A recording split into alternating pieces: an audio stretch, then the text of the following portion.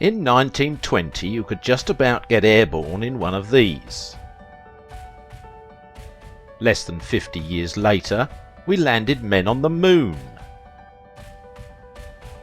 And in 1970 some flew as passengers on board Concorde, a supersonic aircraft that could fly at twice the speed of sound.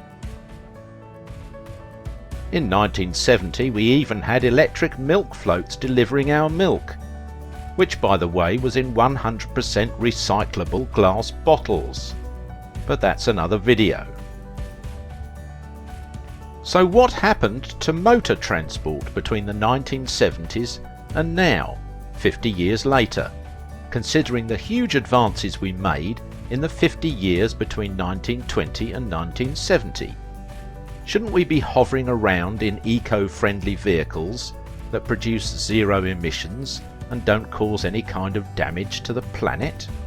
Now, where would the profit be in that, say the big corporations? Vehicles that don't require fueling up every 5 minutes with our lovely oil products? We can't have that. So in 50 years, we've gone from this to this. Big changes, aren't they? And all because these huge corporations want to make maximum profit at the expense of our planet.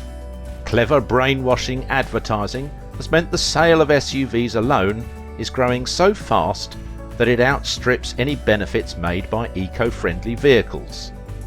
Electric cars have been responsible for reducing demand for oil by 100,000 barrels per day.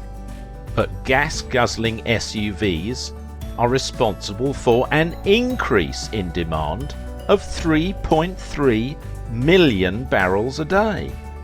The International Energy Agency advised that SUVs alone were the second largest contributor to the increase in global CO2 emissions between 2010 and 2018.